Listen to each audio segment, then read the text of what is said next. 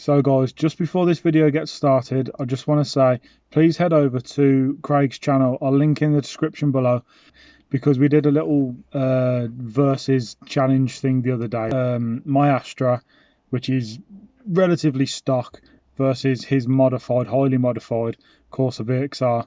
I found it hilarious. I think you guys will too, so go check that out. Link in the description. Today we are going over to Wayside to get the valve stem seals changed. I'm going to drop the car off and leave it there because they're going to be doing the work over the next day or so. They're going to let me know when the car's done, so head over there now, and then when we get back there's just a couple of things I need to do to the car. So as always, bring you along for the journey. And yes, I am braving the shave, embracing the baldness, as I've been going bald for a while. So anyway, back to the car stuff. Let's go.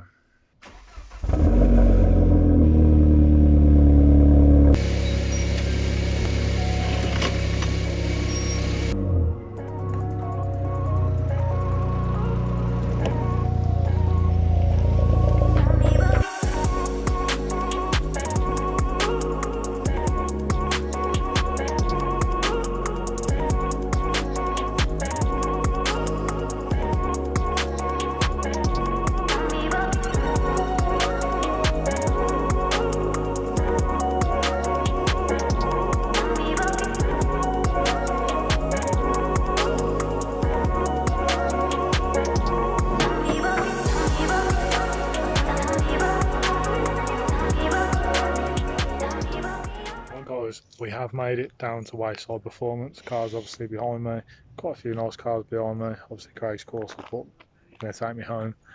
So I'll leave the car here tonight and hopefully pick it up tomorrow morning. So I'll pick the camera up back then.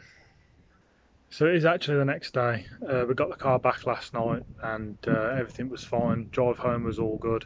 But now it's time for a service. We're going to change the spark plugs, the oil filter, cabin filter, and to do that we're going to disconnect this, and then this cover can slide off. Pretty simple.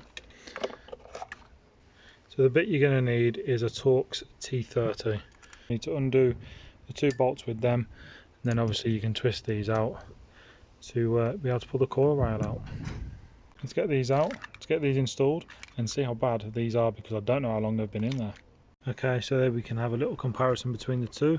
Obviously the one that's come out against the one that's going in, and they are the same part number. So whoever did have this car before did actually take a little bit of care of it. So spark plugs are all back in, done up to spec. Next thing is we're going to change the oil. So obviously unscrew the cap, and you're using a T45 Torx bit to take the sump plug bolt out.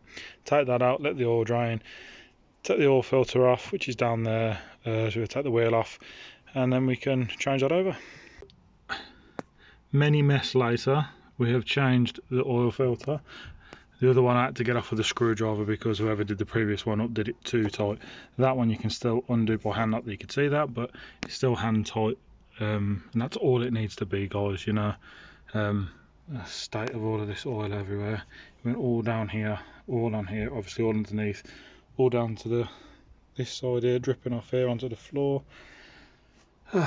Anyone got a better idea of how to stop the oil dripping off here and just going everywhere? Is there something you can get stick in there, like a pan or something? If there is, let me know. Right, so now oil is topped up, we're all good to go. Drop the car down now off the stands and the jack, and fire it up. Hope for the best. Hopefully I haven't done anything wrong.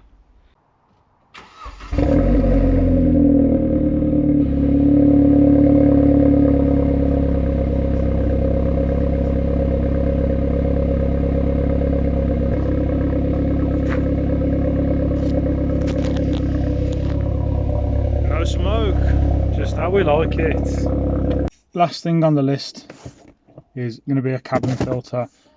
Honestly, I have no idea how this is coming out. My mate did tell me, but I can't for the life remember. He said something about some bolts and some screws and stuff, so let's crack on and see if we can figure it out. So straight off the bat I can see 4 screws, one there, one there, one there and one there. I've had a little quick look, and these are a Torx T20, so we're going to take those out, see where we get to. Okay, so we're on to a winner. Took those 4 screws out, disconnected that from this little light finger here, and that gives us access to the panel filter, which I believe is in there. Look at the state of that. All that dust and these craps just come all out of this horrible thing. I don't think it's ever been changed in my life. It's black and filthy. When you take that off, you just got 2 bolts, which are like 6 mils there, and on the top you've got like a little tab to sort of push down. If you try and push down on the top, then it will come out free. But for now I'm going to have to vacuum all that up before I can put the new one in. It's disgusting. All the crap. Great. One thing that's worth mentioning, guys, these do have an airflow, so obviously it's got to come through a certain way. So when you put it in, make sure you've got that flowing towards your heater controls. Right guys, that is the pollen filter changed, the spark plugs changed, the oil filter changed, and the rocker cover seal changed, along with the valve stem seals. There's now no more smoke on startup first thing in the morning, which is spot on. Thank you Wayside for sorting that out for me. And obviously all the mess with that silicone that I showed you in the previous video, that's all gone, so that looks a lot better anyway. Don't forget to go and check out the video I mentioned at the start of this video, the one that me and Craig did. Again, link in the description below. It was hilarious, it was real good fun making, and we're looking for suggestions on challenges for part 2, which will be posted on this channel, so go and check that out, and let me know either down below in this video or comment on Craig's video, and let us know what challenges you think we could do, and any suggestions will be welcome. Drop me a thumbs up if this video was helpful to you. This is what I started the channel for, was to help people. So although there'll probably be a lot of people out there that's, oh, I know how to change this, I know how to do that, that's cool, but there's a lot of people that don't. So for those that don't, hopefully this has helped. Let me know down below, and I'll see you next week. Thanks for watching, guys.